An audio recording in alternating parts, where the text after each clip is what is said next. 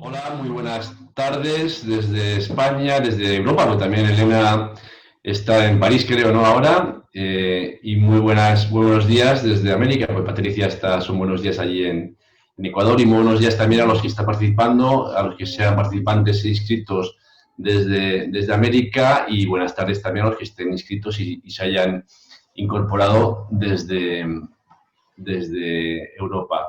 La idea es que vamos a estar hablando y conversando con todos vosotros. Los asistentes estarán todos en mute y sin cámara para evitar que se distorsione la jornada. Y bueno, la idea es un poco, yo os cuento en qué consiste. Yo me llamo Javier Íscar, soy el secretario general de la Asociación Europea de Arbitraje y el organizador del Open de Arbitraje, al que estáis todos inscritos. Y la idea es que aprovechar un poco lo que es el Open de Arbitraje para intentar conectar experiencias de árbitros y de profesionales del sector que llevan una carrera, pues creo que es de mención, con aquellas otras personas que están en sus casas, que quieren saber, bueno, y aprender más de estas experiencias para que también no paréis de hacernos preguntas, sugerencias, inquietudes y podáis aprovechar esta hora y media que vamos a estar conversando con vosotros. Creo que es una oportunidad única y después veréis que a partir del miércoles se va a consolidar con las dos jornadas del miércoles y el jueves, del 7 y el 8, del Open de Arbitraje. Nos acompañan hoy, tenemos la suerte de contar con pues, tres personas que creo que van a hacer van a tener la suerte de contar con ellas. Una es Patricia Vera. No voy a contar todo el currículum de cada uno de ellos porque estaríamos toda la hora y media hablando de ellos, pero Patricia Vera, ella es la responsable, la directora del Centro de Arbitraje de AmCham en Quito, un centro de arbitraje de mucho prestigio a nivel tanto local como internacional. La American Chambers, como todos sabemos, está localizada en muchos puntos de América Latina y en algunos países como en Ecuador pues tiene una proyección y una experiencia y un bagaje digno de mención. Ella tiene esa experiencia como centro de arbitraje, además de como abogada y también con su experiencia que seguro que nos contará más adelante. Tenemos también a Segimundo Navarro, que es árbitro y abogado, muy especializado en el arbitraje. Segui, además, yo le llamo Segui porque me permite llamarle así, tiene pues una experiencia también muy vinculada a lo que es el mundo del arbitraje. Fue secretario general del Club Español de Arbitraje durante los últimos 3 años, Segui. Sí. Y eso le da pues un conocimiento de las preocupaciones e inquietudes desde el Club Español de Arbitraje, que tiene más de 1.400 socios, con lo cual podéis imaginar la suerte que tenemos también de contar con él. Y Elena Gutiérrez, de García Cortázar, pues yo creo que tiene lo que llamamos una panorámica 360, porque ella también ha tenido, o tenemos la suerte de que ella ha tenido experiencia tanto en un despacho internacional como fue Uría, luego estuvo muchos años como secretaria general de un centro de arbitraje yo creo el de más prestigio en España, que es el Centro de Arbitraje de la Cámara de Comercio de Madrid, que ahí estuviste 6 años, Elena, 8 años, y de ahí pues ha pegado un salto impresionante y lleva una carrera vertiginosa como árbitro especial. Además se dedica exclusivamente a ser árbitro tanto desde Madrid como desde París, que es donde reside tanto a nivel nacional como internacional en todas las jurisdicciones. Con lo cual tenemos esa suerte. Todos los que estáis asistiendo tenéis el chat para enviarme a mí las preguntas y yo estaré encantado de poder lanzarlas a cualquiera de los tres. Y yo voy a empezar pues a lanzar una, porque yo creo que todos los que están ahora mismo conectados están preguntándose, bueno, ¿y esto de qué va, cómo funciona? ¿Qué hay que hacer para dedicarse al mundo del arbitraje? Tengo 25 años, tengo 30 años, tengo 35, tengo 40. Es un camino de rosas, hay muchos obstáculos en el camino. Y a mí sí me gustaría un poco conocer un poco vuestra experiencia, vuestro camino, y luego seguiremos hablando para intentar dar algún consejo a los asistentes. Pues empezamos también por Patricia, si te parece. Sí, claro. Muchísimas gracias, Javier. Para mí, bueno, antes que nada, agradecerte por esta invitación. Es realmente un honor poder sentarme hoy día a conversar con ustedes al otro lado del mundo. y compartir un poco lo que ha sido mi experiencia en arbitraje. Bueno, yo empecé en arbitraje literalmente como pasante cuando estaba en segundo semestre de la universidad, y mi trabajo principal en esa época era hacer transcripciones. En Ecuador, hasta el día de hoy, tienes que hacer transcripciones de las audiencias, y antes de estas transcripciones, porque la tecnología no era tan avanzada como la de hoy, se hacían escuchando los cassettes en un Walkman con audífonos. Entonces se acababa la audiencia y venía la pasante y se sentaba a escuchar toda una tarde las audiencias. Y bueno, la verdad es que ese fue mi primer debut en arbitraje, pero me ayudó muchísimo porque realmente yo había visto arbitraje en la universidad de una manera teórica, pero literalmente tener que escuchar todas las audiencias era como sentarme ahí al lado de los árbitros y de los abogados, y me dio muchísimo, fue un aporte muy grande y muy valioso para lo que vendría a ser después la carrera que sin pensarlo fui haciendo en arbitraje, porque desde ahí, y esto te estoy hablando ya hace 13 años atrás, no me separé del arbitraje nunca hasta el día de hoy. Y creo que ha sido una muy buena oportunidad el haber comenzado así, porque eso me permitió haber estado de alguna manera o simbólicamente sentada al lado de los árbitros y de las partes en cada una de las audiencias, e ir aprendiendo de entrada, creo que lo más importante de un arbitraje. O sea, fue un flechazo o algo así, porque hubo un momento, a lo mejor, Patricia, donde dijiste, me gusta este mundo del arbitraje y a partir de ahora voy a focalizar más mi vida profesional a través de esta herramienta. ¿Y fue en ese momento en la facultad, en la universidad, cuando te diste cuenta, o fue luego más allá y te fuiste enamorando poco a poco? En realidad fue desde ese momento porque era muy curioso cuando luego yo conocía presencialmente a los árbitros, claro, por las voces, sabía quiénes eran y por ejemplo, para mí era como, wow, o sea, estoy viendo en persona al árbitro que lo he escuchado en más de, no sé ya cuántos cassettes, porque ya perdía la cuenta, estuve casi un año haciendo ese trabajo, entonces fue un flechazo desde el primer momento. Yo realmente, en Ecuador y creo que en muchos países latinoamericanos, la función judicial a veces no es el mejor ejemplo para llevar a los alumnos, porque de alguna manera yo creo que te desmotivas un poco de decir, bueno, voy a ser abogado y me toca hacer todo esto. Entonces, ver ese otro lado que fue el arbitraje para mí fue como, hice un clic inmediatamente. Muchas gracias. Ya hay una pregunta en el chat, pero voy a esperar porque nada más y nada menos es sobre la imparcialidad, con lo cual, imaginas, empezamos fuerte con las preguntas. Pero sí quería también conocer pues un poquito la experiencia de Segui. Ahora te habilita Pello el audio y un poco cuéntanos también, porque claro, esa visión también desde una asociación tan importante y tan relevante, más todo tu bagaje como árbitro, pues también creo que tienen que escucharlo los asistentes. Segui, cuando quieras. Muchas gracias. Yo también tengo que agradecerte la invitación a participar en este evento, que sabes que además me encanta desde que empezaste a organizarlo. Y yo llegué al arbitraje de casualidad, como le pasa también a mucha gente, al menos de los que quizás somos mayores, y fue de casualidad porque colaboraba con un despacho que estaba involucrado en un par de arbitrajes y me metí. Y la verdad es que, bueno, por razones que no vienen al caso, no fue una experiencia muy agradable. Sin embargo, años más tarde, pues me metí en un curso que organizaba el Instituto de Empresa gracias a una beca de la Corte de Arbitraje de Madrid. Y ahí ya fue cuando realmente tomé contacto con nuevas generaciones del arbitraje. Vi que los profesores que teníamos en ese curso era gente joven también, gente de renombre, que eran socios en sus despachos.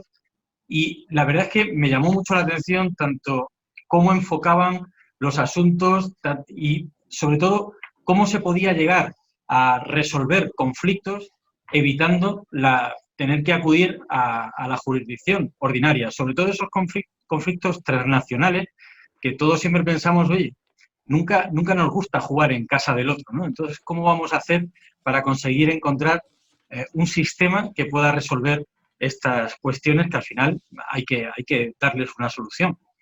Y ahí me enganché, porque ahí ya empecé a conocer a gente, grandísimos profesionales que hoy están en lo más alto del arbitraje desde España, en el arbitraje internacional y ya fue un no parar, porque ya conocí el CEA, ya conocí el MUD Madrid, ya empecé a tener más contacto con gente de otros países y ahí fue cuando acabé completamente enamorado. Ya me especialicé, me fui a Suiza a hacer un curso de especialización en arbitraje y ya fue un no parar, pero con un esfuerzo siempre durísimo. Todo lo que oigo a todo el mundo que se quiere dedicar o que se dedica al arbitraje es ese esfuerzo, es ese sacrificio que se ha tenido que hacer porque son las horas de estudio, es la investigación que tiene que hacer uno por su cuenta, mucho más difícil siempre porque no todas las fuentes son de acceso público y las que pueden llegar a ser de acceso público pues tienen un precio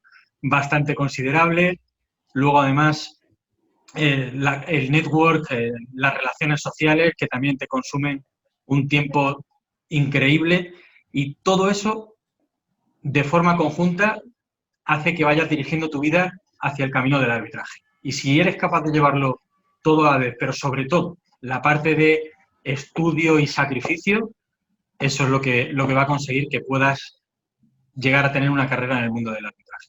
Pues muchas gracias. La verdad es que parece que en el mundo del arbitraje se presume que hay que acertar siempre y que uno, claro, no puede cometer un error porque un error hace que vaya otra vez a la casilla de salida. De eso hablaremos luego más tarde. Elena, la verdad que todos te perseguimos porque queremos que estés siempre con nosotros, sea una jornada, sea un arbitraje, y la verdad que da gusto porque da gusto ver una persona que efectivamente en tan poco tiempo, que es mucho tiempo, pero es poco también, porque esto es todo relativo, pues estés, ahora mismo, digamos, en el top del arbitraje internacional. Cuéntanos también un poco, porque tu baje ha sido un poquito distinto al de Segui y al de Patricia, porque, claro, empezaste en un despacho, luego fuiste a la corte, luego como árbitro. Entonces, cuéntanos un poco para que escuchen pues todos los asistentes de por qué y cómo ha sido este camino hasta donde estás. Bueno, lo primero, por supuesto, darte las gracias, Javier, por invitarme a estar en esta sala. Me encanta ese tipo de iniciativas y sobre todo si las haces tú, siempre son garantía de éxito. Así que muchas gracias a ti, muchas gracias a tu equipo, a Sonia Pello y a todos los que hacéis posible este Open de arbitraje. Te lo he dicho en privado, también te lo he dicho en público. El Open de arbitraje tiene el formato más moderno y desde luego está a la vanguardia de la formación y de los congresos en arbitraje y espero que eso no se pierda tampoco en esta edición, aunque necesariamente tenga que ser virtual. Yo llegué al arbitraje de a poco, como dirían, ¿no? Empecé mi carrera profesional después de licenciarme en Derecho y Empresariales y eso tuvo algo que ver con la decisión del arbitraje y tiene sobre todo en la búsqueda de la eficiencia que me ha perseguido en todo lo que he hecho todo el rato. Y que económicamente tuviera sentido, o sea que yo creo que me separa un poco de otra gente que no ha tenido una formación empresarial, a lo mejor. Yo empecé en M&A, yo fui la clásica persona que la ficha a su profesor. Yo tuve la suerte de tener grandísimos profesores de Derecho Mercantil en la carrera, en cuarto y en quinto de entonces licenciatura de Derecho. Y bueno, pues en un momento dado se me ofreció hacer unas prácticas en un despacho de renombre como era Uría Menéndez, pero como tenía la doble licenciatura, mientras terminaba empresariales, pues me ofrecieron M&A. Nosotros a los E3s, que es como nos llaman, nos querían para M&A, no nos querían para litigación, porque sabíamos de números y eso era una pérdida de tiempo en M&A, ¿no? Y me encantó mi paso por M&A, de hecho ahora me dedico mucho a resolver disputas que tienen que ver con fusiones y adquisiciones y en general en contratos mercantiles y ahí empecé a ver, no desde la resolución, sino desde la cláusula, pues que las partes se planteaban en muchas ocasiones, sobre todo cuando había partes internacionales, meter una cláusula arbitral. Te estoy hablando de finales de los 90, principios del año 2000, hace un montón de años. Y bueno, eso me llamó la atención, lo había visto de pasada en la carrera, pero me llamó la atención, pero ahí se quedó. Muy pronto decidí que el copiar y pegar y hacer el mismo contrato para el resto de mi vida, que para mí en eso implicaba un poco ser junior en un departamento mercantil como del grande, como Uría, no era para mí porque me gusta convencer, me gusta el ajedrez, desde pequeña me gusta resolver misterios y desde luego me gusta ganar. Y entonces, bueno, pues yo necesitaba un reto profesional que se llamaba litigar. Con lo cual me transfirieron después de pelearme mucho, conseguí que me transfirieran al departamento de procesal, que en ese momento se consideraba como una pérdida absoluta de tiempo para alguien que sabía de números, lo cual resultó ser una de las mejores decisiones que he tomado en mi vida, porque, bueno, pues porque evidentemente el hecho de que supiese de números abría muchas puertas con pericia económicas y con otras cuestiones que tenían sentido, y sobre todo con el cliente que hablaba su idioma, hablaba empresario, y eso lo valoraba mucho. Como sabía de números y sabía de idiomas, me dediqué a hacer litigación con pata internacional. Lo que yo hacía tenía algo que tuviese que ver con cuestiones internacionales, casi nunca tuve casos solo en España, y eso te lleva al arbitraje, quieras o no quieras. Y bueno, pues tuve también la suerte, por eso digo que hay mucha parte de suerte y de aprovechar las oportunidades. Tuve la grandísima suerte de que hubo muchas bajas a mi alrededor, por encima de mí, en el departamento de procesal en aquella época, lo cual me hizo que de la noche a la mañana tuviese que trabajar directamente con el socio y suplir 5 años de experiencia en procesar, además, que no tenía, pero lo cual, bueno, pues fueron muchas noches sin dormir, pero conseguí ganarme el respeto y el prestigio y la confianza del socio, que me metió en todos los arbitrajes que en ese momento se llevaban, sobre todo en inglés. Y bueno, pues ahí ya no hay marcha atrás. Una vez que ves cómo funciona un arbitraje, si te gusta el ajedrez, si te gusta la causa-efecto, hay mucha frustración en que cuando tú haces litigios no hay tanto una causa-efecto entre lo que hace el abogado y el resultado del pleito. Generalmente gana quien tiene que ganar, pierde quien tiene que perder. Pero a mí me gusta perder lo que tendría que haber ganado si se hubiese hecho justicia, ¿no? Y eso tiene mucho que ver con tu capacidad de persuasión, generalmente utilizada en el buen sentido.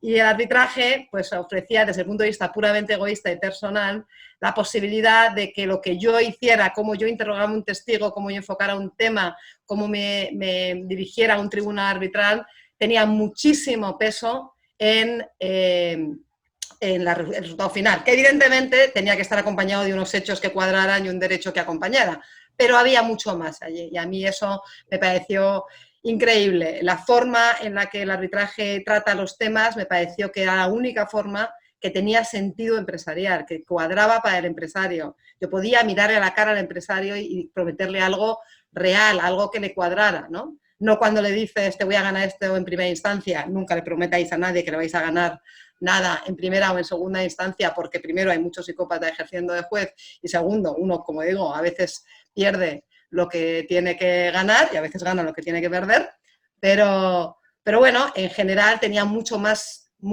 sentido y bueno, pues ahí me enganchó y ahí me fui a Estados Unidos, a Nueva York. Volví a mi M&A, pero otra vez desde la parte de litigación, volví a España porque otra vez, como me gustaba, todo el mundo sabe que me gustan los retos, pues me ofrecieron darle la vuelta a una corte de arbitraje para lanzarla internacionalmente. Básicamente me ofrecieron mejorar un juguete y a eso me dediqué 8 años de mi vida en la corte de arbitraje de Madrid, lo cual me dio la oportunidad también de ver el arbitraje desde otro punto de vista y afianzó mi idea de que necesitamos ofrecerle al empresario algo que cuadre, que por cierto se llama mediación, ni siquiera se llama arbitraje, pero mientras la mediación no tire como tiene que tirar, pues por lo menos vamos a quedarnos en Guatemala y no vayamos a Guatepeor. Yo soy nacida en Guatemala y por eso me permito este tipo de bromas y mis disculpas para cualquiera que se sienta ofendido, es una broma que me permito por ser nacida allí y por ser chapina. Pero bueno, y en un momento dado, pues yo creo que mi labor en la corte ya se había hecho. Lo peor que puedes hacer es estar demasiado cómoda durante demasiados años. No es lo que yo quiero, no es lo que yo recomiendo. Entonces tenía que salir de mi zona de confort y también por motivos personales, bueno, pues me lancé a la aventura parisina, que es la que llevo ahora, desde hace ya casi 5 años. Y como ya había hecho lo demás, pues solo quedaba ser árbitro. Y como había supervisado más de 1000 arbitrajes, había hecho un citral, que había visto la parte más política del arbitraje, bueno, pues ser árbitro tenía todo el sentido. Yo la verdad, otra vez, la suerte por lo que valga, yo salí al mercado con mi boutique de arbitraje para ser abogada de arbitraje y para ser árbitro. Y el mercado me dijo, fenomenal, pero yo realmente te veo como árbitro. Todo tu 20 años de experiencia, 20 años de experiencia profesional, se ponen a mejor servicio si eres árbitro que si eres abogado. Sigo haciendo cosas de abogacía porque me gusta demasiado el juego, me gusta demasiado la partida de ajedrez a 3 bandas, pero es muy minoritario. Con lo cual, eso me llevó a mi profesor actual, que adoro, que es la parte de ser más, de decidir, más que de agregar y también de enseñar. Porque como algunos de vosotros sabéis, también mi pasión es la docencia. Pues muchas gracias. Patricia, nos está diciendo Elena cuál es el camino. Yo después de la chat te veo también dejando dentro de cuando tú consideres y dedicarte a ser solamente árbitro, ya lo veremos en el futuro. Hay una serie de preguntas que os quiero hacer. Tengo preguntas de Amalia, de Fernando Ayala, también tengo de Javier Jiménez Ugarte y de Marcos Maciel. Yo voy a priorizar las preguntas que están más relacionadas con el mentoring. Y luego yo, la de Amalia, te la voy a reformular un poquito para que le demos este contexto más, este contenido más a lo que es un mentoring. Entonces, antes de ir con la de Amalia, hay una pregunta que es un poquito genérica, pero que a lo mejor sí que interesa que la respondáis, que es de Fernando Ayala, que dice: ¿qué recomendación podríais dar a alguien que busque cambiar de carrera para desarrollarse en arbitraje? Es una pregunta que nos falta información, Fernando, porque no sabemos a qué te refieres, pero seguro que algo nos podrán decir tanto Patricia como Sergi como Elena. Y si no, si quieres aclarar más la pregunta, pues también luego te diremos, porque entiendo que estás ejerciendo en un despacho o estás trabajando en una empresa y lo que quieres es desarrollarte más en arbitraje. ¿Qué consejo le daríais? Bueno, yo por mi parte creo que podría darle como dos respuestas, si entiendo bien la pregunta. Si es que está ya en un despacho o si está trabajando en otra área de derecho, yo creo que lo mejor para poder familiarizarse con el arbitraje es empezar con las secretarías arbitrales con los árbitros, ya sean independientes o postulando como secretario en las cortes que tienen lista de secretarios arbitrales, porque de mi experiencia lo que he visto es que sí, en Ecuador se podría decir se ha hecho como un paso previo, no sé si realmente se podría decir que es expreso así, pero he visto que muchos árbitros, sobre todo jóvenes, han arrancado su carrera siendo secretarios arbitrales.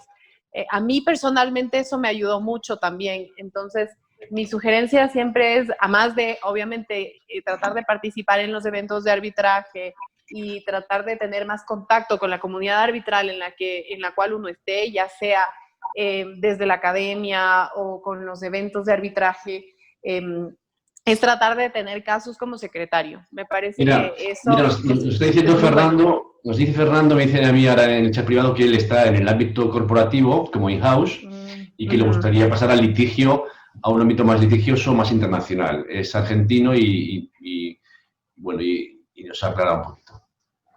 Sí, esa sería un poco más mi sugerencia desde mi experiencia. Pues muchas gracias. No sé si Sergi o Elena quieren ampliarlo. Elena, ¿quieres ir tú? Tú. Bien, yo casi que también como Patricia, aprovechando además que eres abogado in-house, si estás trabajando en una empresa en la cual tienes la posibilidad de participar en procedimientos arbitrales, trata de involucrarte lo más posible. Pero esto lo vas a tener que combinar, además, ineludiblemente con formación. Vas a tener que formarte en materia arbitral, porque al final el conocimiento no te viene por ósmosis, salvo que estés con gente que sepa mucho y entonces pues al final sí que te va llegando, pero vas a necesitar formarte, vas a necesitar echar codos, echar horas de lectura para poder recibir y poder formarte en esto. Luego, si tienes la suerte de poder participar en equipos que están involucrados en arbitraje, estupendo. Si no, las secretarías arbitrales son un campo de cultivo fantástico para poder adquirir experiencia. Un poco relacionado con esto, Elena, Marcos Maciel, un poco pregunta algo, tú ya lo has comentado antes sobre la especialización. Pregunta Marcos, ¿qué especializaciones en derecho sustancial nos recomiendan a los jóvenes para incorporarnos al mundo arbitral? Y luego sí que se me ha ido un poquito. ¿Qué creen que necesitará el mercado iberoamericano e internacional? Yo recuerdo que que Horacio Grigera, un día que le pregunté algo parecido, le dije a Horacio, ¿qué hay que ser para ser un buen árbitro? Y me contestó enseguida, antes hay que ser un gran abogado. Y después ya podrás ser un gran árbitro. Pues no sé ¿qué puedes aconsejar a Marcos, Elena, sobre esto? Bueno, yo creo que es parte de la pregunta. Y yo sé que ahora mismo las generaciones, y voy a ejercer un poco de vieja, pero las generaciones tienen mucha prisa por entrar en el mundo del arbitraje. Y yo creo que eso es bueno. La gente que se ha formado, ya en toda una generación que desde el minuto 1 solo hizo arbitraje. Y creo que eso es bueno. Yo he notado alguna contraindicación. La parte buena es que la cultura arbitral está ahí desde el principio, con lo cual no tenemos que pulir algunas malformaciones o cuestiones que se toleran en una especie de litigación doméstica que no se toleran en arbitraje internacional. No tenemos que explicar a las personas, a la nueva generación, lo que significa ser independiente e imparcial, ni por qué esto es importante, lo cual no es el caso de las generaciones anteriores, con lo cual hay muchas ventajas de que haya toda una generación ahora especialista en arbitraje desde que nacen profesionalmente, pero hay alguna contraindicación, como decía, o como lo veo yo, en mi humilde opinión, y es que el derecho sustantivo no se aprende por ósmosis, igual que decía Segui con respecto a la formación arbitral. Entonces, ahora mismo el mundo en general está especializado, no el mundo del derecho ni el mundo del arbitraje, en general el mundo está especializado. Entonces, cuando un cliente o cuando una empresa necesita contratar a un despacho de abogados para que le lleve un arbitraje, en muchas ocasiones ya no va a buscar a alguien que sea especialista en arbitraje, va a buscar a alguien que sea especialista en arbitraje de construcción, va a buscar a alguien que sea especialista en M&A, va a buscar a alguien que sea especialista en infraestructuras. Entonces el todismo, que es una expresión un poco, a lo mejor muy, muy española de España, el que sabe de todo es una especie a extinguir, según mi punto de vista, igual que lo fue el abogado que sabía de todo en mi generación. Cuando yo salía al mercado laboral, el abogado que sabía de todo y que podía hacerte una operación comercial y luego llevarte un pleito y además hacerte la declaración fiscal y asesorarte cuando te divorciabas y cuando tenías que emplear o desemplear a un trabajador, ese existe en una capa solo, en un abogado que normalmente asesora a personas físicas o a pequeñas empresas donde el arbitraje todavía no, el comercial por lo menos, quizá tenga menos sentido y donde el juez sí que tenga algo que decir. Pues igual que me pasó a mí, que en ese momento no se podía ser un todista generalista, sino que uno tenía que empezar a especializarse un poco más, creo que está pasando también en el arbitraje. Y ahí es donde entra que una formación, si uno va a hacer arbitraje de energía, tiene que saber de energía. Si uno va a hacer arbitraje de construcción, tiene que saber de construcción. De los contratos, tiene que saber de FIDIC. Si haces arbitraje de energía, tienes que saber de upstream y downstream. Por supuesto, si haces arbitraje societario, tienes que saber lo que es un put, lo que es un call, lo que son unas reps and warranties. Y eso no tiene nada que ver con el arbitraje. ¿Por qué? Porque nosotros vendemos al empresario que el árbitro está especializado. Es lo que le decimos. Y yo intento no mentir cuando se lo digo y cuando lo enseño en las universidades. Entonces, si estás especializado, tienes que estar especializado en algo. No solo el arbitraje es un instrumento. Y en ese sentido, yo recomendaría a la gente que quiere plantearse el arbitraje a que haga una inmersión en alguna materia. Por ejemplo, yo creo a lo mejor es por lo que yo hice, pero me parece súper útil si empiezas una carrera en arbitraje, en un despacho, en un estudio, pasar por comercial, pasar por M&A, pasar por construcción, por los que hacen antes de llegar al arbitraje. Eso sería un poco mi recomendación, ¿no? Y desde luego, en la práctica iberoamericana, con la que tengo el privilegio y el honor de arbitrar, prácticamente el 80% de mis casos tienen pata latinoamericana, lo cual me honra muchísimo y estoy muy agradecida al mercado latinoamericano, es hablar idiomas. Es alucinante los pocos idiomas que se hablan todavía. Entonces, si no quieres estar condenado al arbitraje doméstico, hablar idiomas es un prius. Y hay uno, como hispanoparlantes, que es muy fácil de aprender, que es el portugués. La CCI ya no sabe cómo decir a toda una generación que está buscando activamente árbitros lusoparlantes, que no vengan de Portugal, claro. ¿Por qué? Porque hay un gigante entre nosotros que se llama Brasil. y que es una fuente inagotable a día de hoy de casos. Entonces, yo, si tuviese que volver a empezar, aprendería portugués desde el principio. Ya estoy aprendiendo portugués y llevo mi 4º año de portugués, pero me cuesta mucho más que a la gente más joven que está con las neuronas más activas que las mías. Y, desde luego, o sea, tienes que hablar 3 idiomas para empezar a hablar. Si quieres una carrera realmente seria en arbitraje internacional. Hay otras carreras en arbitraje doméstico que también se pueden hacer. Pero si me preguntan cuál es el pero que le pongo al mundo iberoamericano, con el permiso de los brasileiros que no hablan español o castellano, como lo quieran llamar, y los hispanoparlantes que no hablamos portugués y desde luego inglés. Pues ahí está el consejo. Así que los jóvenes a dedicar tiempo todas las semanas a aprender el inglés, la de suyo, evidentemente, pero si se puede aprender otro idioma, francés o portugués, o los dos, pues portugués, no, el francés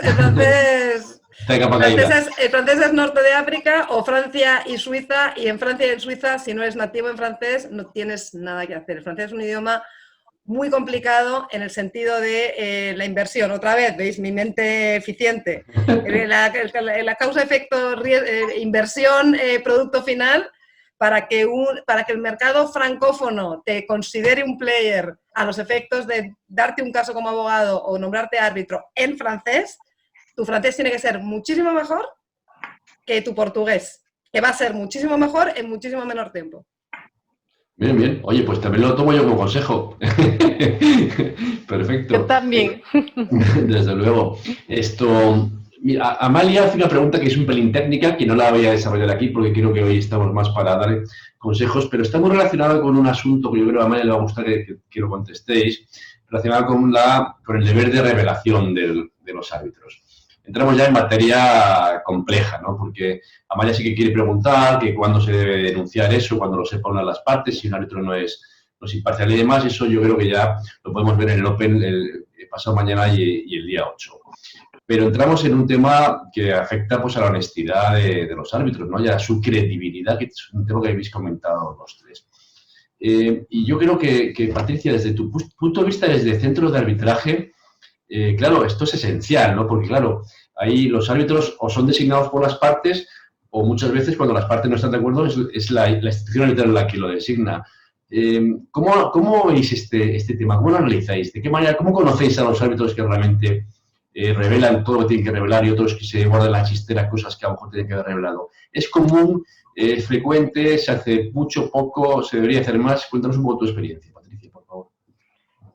Bueno, yo creo que los árbitros tienen que tener un poder de discernir y estar en equilibrio hasta qué cosas deberías revelar y cuándo son realmente importantes. Y esto lo vi un poco en mi experiencia el tiempo que yo trabajé en Lima, por ejemplo. En Lima hay muchos árbitros que obviamente no tienen 5, sino que tienen 50 casos. Entonces, habían unos que revelaban lo que ellos consideraban más importante o donde se sentían que había efectivamente o podría haber una apreciación de que iba a afectar a su imparcialidad e independencia, pero habían otros que hacían print a su currículum y te mandaban 50 páginas como de revelación, lo cual a mí me dejaba un poco el ejemplo de que tendrías que ver y también ponerte ya dentro del caso, sabiendo quiénes son las partes y cuál es el conflicto en sí, para poder identificar las cosas que efectivamente tú crees que podrían afectar o podrían dar a pensar que tu imparcialidad y tu independencia va a ser afectada, porque de lo contrario, si sigues este formato de imprimir todo tu CV y decir absolutamente todos los casos en los que has estado, en los que has trabajado y en toda, un poco realmente imprimir tu CV, me parece que ya está de más. Nosotros en AmCham, en Ecuador, tenemos un pequeño formato con 10 preguntas que se hacen a los árbitros, un poco para darles una guía o un parámetro de por dónde o qué cosas se deberían revelar, pero obviamente ya queda a discreción y a libertad de ellos lo que quieran poner en conocimiento de los demás. Aquí al menos es una costumbre que se maneja muy bien porque somos una comunidad arbitral todavía un poco pequeña. Entonces yo creo que si tú no lo revelas, es un poco incómodo saber que es obvio o que la parte o el estudio jurídico se va a dar cuenta de que, no sé, estuviste en otro arbitraje y no lo estás contando. Entonces, al menos acá todavía sí se cuidan mucho en ese aspecto, y más aún los árbitros jóvenes, porque obviamente quieren de entrada ser muy transparentes con las partes, lo cual me parece que es muy bueno. Muchas gracias. Voy a recapitular un poco porque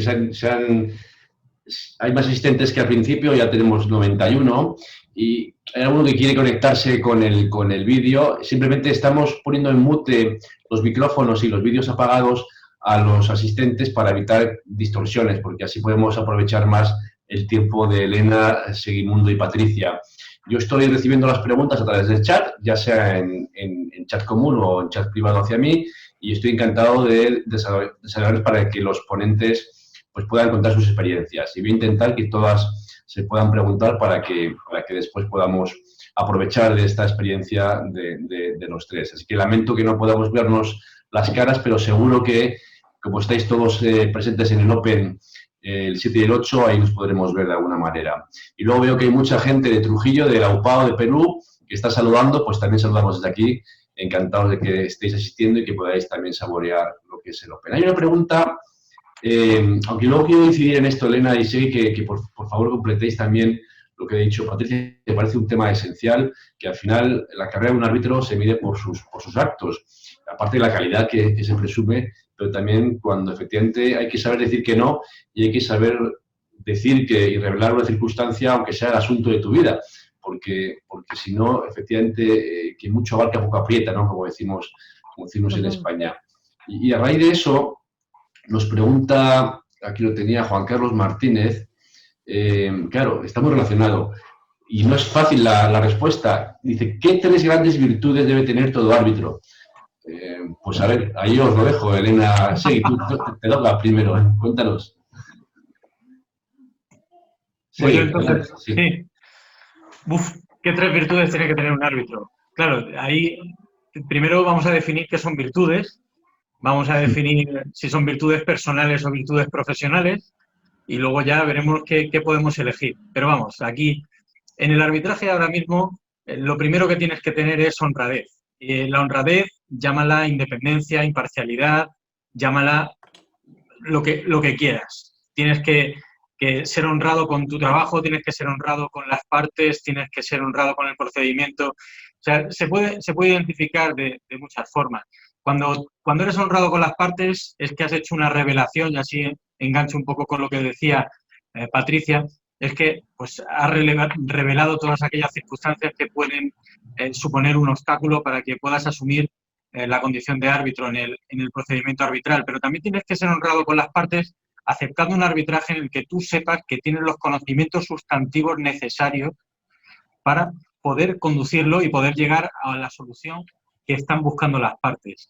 Obviamente, cada parte tiene una solución diferente, pero ya digo que esa honradez en cuanto al conocimiento de la materia sustantiva es lo que te debería llevar a aceptar o no aceptar un arbitraje. Entonces, para mí, yo no sé qué otras cualidades pueden añadir ahora mis compañeras, pero yo sí que remarcaría el tema de la honradez, ya digo que desde muchísimas diferentes perspectivas. Y lo que decía también, para hablar un poco acerca de ese deber de revelación, de lo que preocupa y que sigue preocupando y que tiene que preocuparnos siempre, en el Código de Buenas Prácticas que el Club Español del Arbitraje presentó en el año 2019, se dejó un apartado específico para el deber de revelación de los árbitros y establecían un listado de 31 preguntas que los árbitros tenían que hacerse a sí mismos y que tenían que contestar para saber si tenían algún problema bien con las partes, bien con la disputa, bien con los abogados o representantes de las partes, con otros árbitros o con otras personas que pudieran o hechos que pudieran estar involucrados en el procedimiento arbitral. Ya digo, 31 preguntas que dirían, menudo tiempo, ¿no? Pero claro, al final, si luego resulta que por no hacernos esas preguntas vamos a, de algún modo, dañar el procedimiento arbitral, yo creo que es un tiempo que está muy bien invertido y que es absolutamente necesario que empleemos. para poder analizarnos a nosotros mismos en el procedimiento arbitral.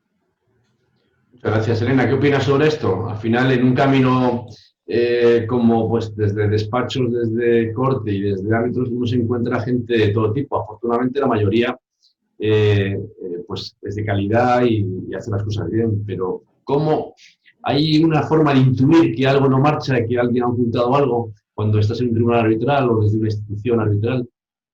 De que hay algún elemento, algún dato que no ha revelado o que tiene una postura muy pro la parte, o que es lo que se llama un árbitro partisano. Eso ¿cómo lo percibe el mercado? Bueno, yo creo que son dos cuestiones distintas, ¿no? Por un lado, tenemos la declaración el deber de declaración y de revelación que tienen los árbitros, que yo coincido absolutamente con lo que ha dicho Patricia y con lo que ha dicho Segimundo, desde luego. Hay que ser... Para mí, yo las tres cualidades que creo que tiene que tener un árbitro las llamo igual. Al final quiero decir casi lo mismo que Segui, pero las llamo de forma distinta, ¿no? Para mí tienes que ser leal, tienes que ser asertivo y tienes que ser humilde.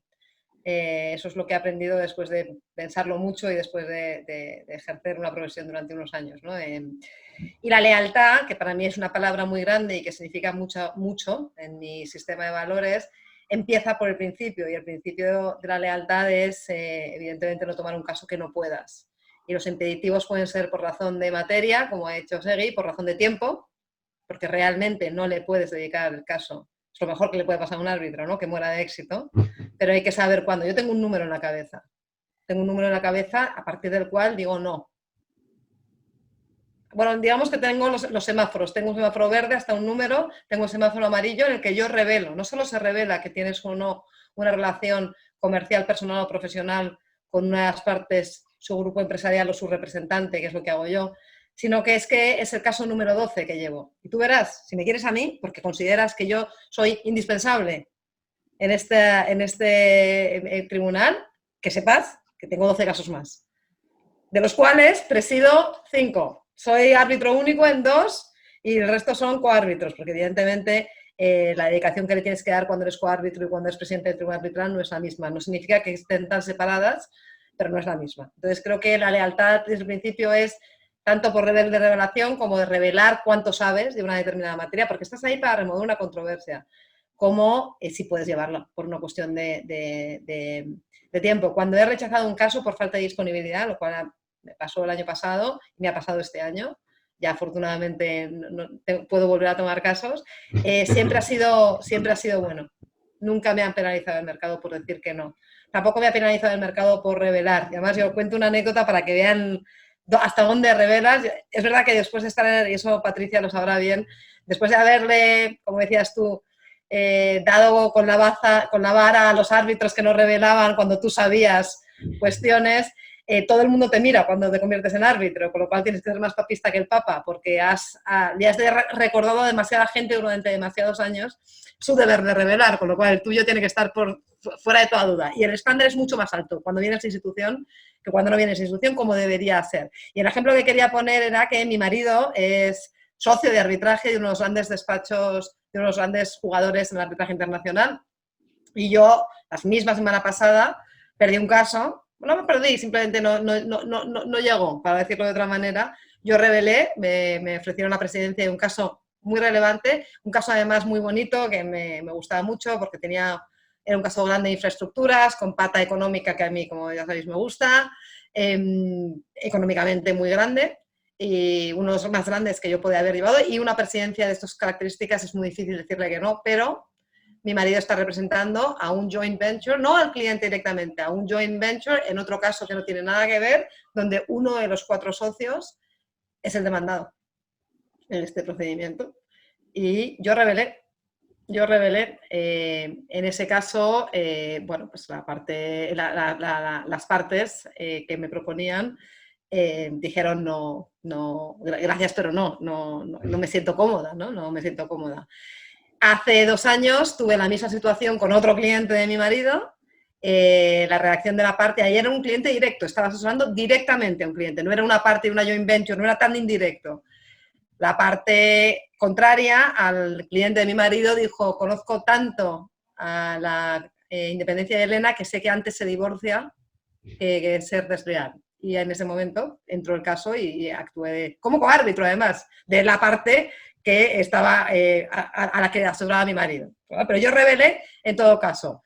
La semana pasada me pasó algo parecido. Ya veis que muy contenta no estoy con el éxito profesional de mi marido, porque no hace más que conflictuarme. Y ahí tengo pero lancemos un mensaje tranquilizador, Elena. El amor está por encima de todas estas cosas. Habéis visto que está, porque si no me hubiese divorciado ya. Claro. Y bueno, yo revelé y la institución que me quería meter en una terna me ha metido en la terna. No os puedo decir qué ha pasado porque todavía no se ha resuelto, pero revelar, uno revela. La segunda parte, que es la que dices tú y que tiene que ver con mi idea de la lealtad, es cuando actúas como árbitro. Y por supuesto, el árbitro partisano no debe existir. No debe existir. Además, yo lo digo todavía hay algunas dudas, sobre todo en algunas jurisdicciones. Cuando me llaman para ser coárbitro, yo creo que tiene sentido que haga una entrevista, te llaman, te preguntan por las partes de disponibilidad, te cuentan de qué va el caso para ver si lo puedes tomar como desde el punto de vista objetivo. Y ahí yo le digo, yo soy árbitro independiente. Lo dice en mi tarjeta de visita. Eso significa que si tengo que fallar en tu contra, lo que estás contratando es alguien que ve el caso, mi lealtad, mi promesa, mi compromiso contigo es que me voy a mirar todos los papeles, voy a hacer todas las preguntas difíciles a los testigos de los peritos que tenga que hacer y me lo voy a tomar en serio. Y la lealtad también va a la humildad de decir, el que sabe de su empresa, el que sabe de la disputa, es la parte. Tú sabes un poco, que es la parte jurídica, pero el que sabe, entonces escucharle. Y en ese sentido, ese es mi compromiso como coárbitro cuando actúo como coárbitro. El mercado no paga traidores. Roma no paga traidores, el mercado tampoco. Si uno es muy partisano, puede hacerlo, lo he visto, no mentiría si digo que no he visto, pero que sea en un caso multimillonario y que sea la última vez que quieras ser árbitro, porque nadie más te va a llamar. Porque es un mercado muy pequeño y se va a correr como la pólvora que eres partisano.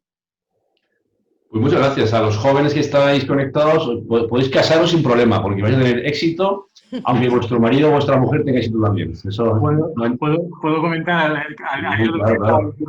Diciendo Elena, a mí me ha pasado también ahora una revelación, bueno, me ha pasado 2 veces, ¿no? Pero la última una revelación que me decían incluso la propia persona que me llamó para pedirme esto, pero no reveles eso.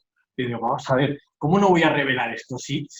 De hecho, si he estado tan metido en el... Primero que creo en ello, segundo que además, como yo, ex secretario general del Club Español del Arbitraje, con el Código de Buenas Prácticas, resulta que no voy a hacer una revelación de algo que viene incluso en la lista de preguntas del Código. O sea, no tiene ningún sentido. Y además es lo que estaba diciendo, que es que eso es una carrera corta, esto no va a larga.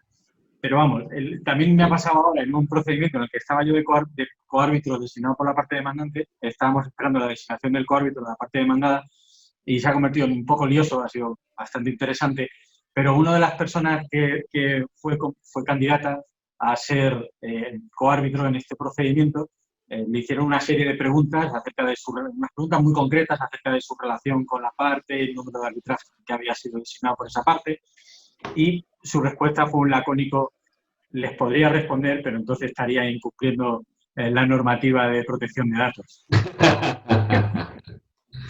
Esa persona, esa persona obviamente no fue confirmada por la Corte, fue recusada y no fue confirmada.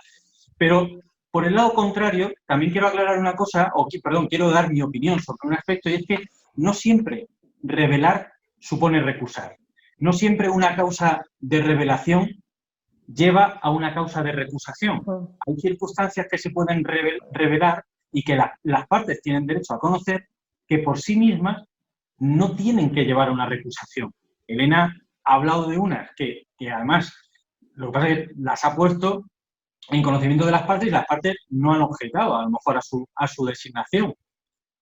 Sin embargo, incluso si las partes objetaron, hay circunstancias que se revelan que no necesariamente van a provocar la recusación de ese árbitro. Y eso es importante que la gente lo entienda también. Eso no quiere decir que el procedimiento ya se haya corrompido desde el inicio, sino que simplemente una cosa es el conocimiento y otra cosa es de qué forma esas circunstancias pueden afectar al conocimiento, y eso habrá que evaluarlo en un momento diferente. Claro, ahí en la Corte tenéis una papeleta muy complicada, Patricia, porque efectivamente si se revela una circunstancia, el árbitro entiende que no es suficiente y que no acepta su imparcialidad e independencia, le toca a la Corte resolver la cuestión y te has ido de la pantalla, ahí por ahí apareces. Entonces, claro, en general, al menos en Madrid, la mayoría de las decisiones arbitrales son las que resuelven estos temas cuando el tribunal no está de acuerdo, ¿no?, con la recusación. La Corte, cuando ocurre eso, en el caso de la Amchad, ¿qué hacéis? ¿Invitáis al árbitro a que, en lugar de recusarlo, que se aparte, porque hay una de las partes que pone muchas objeciones para que sea confirmado? Bueno, primero quería acotar algo con lo que había mencionado Segui, y es que efectivamente en la práctica nosotros últimamente hemos visto que más bien muchas de las partes agradecen en el momento en el que el árbitro hace una revelación y no necesariamente implica que esto va a conllevar a su recusación o a un pedido de remoción del árbitro. Entonces, yo más bien veo que ahora las partes valoran esto y efectivamente si consideran que es algo que no va a afectar a su imparcialidad e independencia, más bien se lo agradecen y continúa el arbitraje. En cuanto a tu pregunta, nosotros como centro siempre dejamos primero, ponemos en conocimiento del árbitro y que sea el árbitro quien a su criterio y que además conoce mucho más a fondo el hecho o la cuestión por la cual se le está pidiendo que amplíe su revelación o que quizás se aparte del caso. Y una vez que el árbitro decide o responde, que generalmente cuando son temas muy delicados, el propio árbitro decide dar un paso atrás y excusarse, lo dejamos así. En mi caso, y en los 7 años que yo voy en AmCham, solamente una vez tuvimos que un poco, no insistirle, pero sí tuvimos que resolver su remoción, porque si bien es cierto, él había hecho una revelación, había tenido una relación profesional pasada con uno de los abogados. El momento en el que lo revela, la parte obviamente que se sentía afectada dijo no, yo creo que él no debería actuar. Él respondió diciendo que él no veía que se afectaba su imparcialidad ni su independencia. Y bueno, luego la otra parte también dijo, bueno, sí, en realidad yo lo que quiero es que este caso sea lo más transparente y si mi contraparte no está de acuerdo, pues dejo a criterio del árbitro. Claro, todo el mundo ya un poco insinuaba que el árbitro tenía que excusarse o que retirarse, porque incluso eran las dos partes. Y ahí la parte que inicialmente nos solicitaba que el árbitro se retirara pidió que fuera removido. Realmente a mí me parece que es un tema muy delicado y yo lo que siempre hago es un poco conversar con el árbitro. En este caso particularmente conversé con él y en una persona además muy respetable, y finalmente él decidió excusarse y no continuar con el caso, o sea, no continuó. Pero como corte, yo creo que siempre quien tiene que tomar esa decisión inicialmente, salvo que ya sea una recusación como tal, es el árbitro. Pues muchas gracias, la verdad es que sí, es un tema muy complicado, pero que al final la experiencia es la que marca un poco esa lección, ¿no?, de vida. Tengo una reflexión aquí de Cristian Carvajal y una pregunta que hace Ronnie Josué Linares.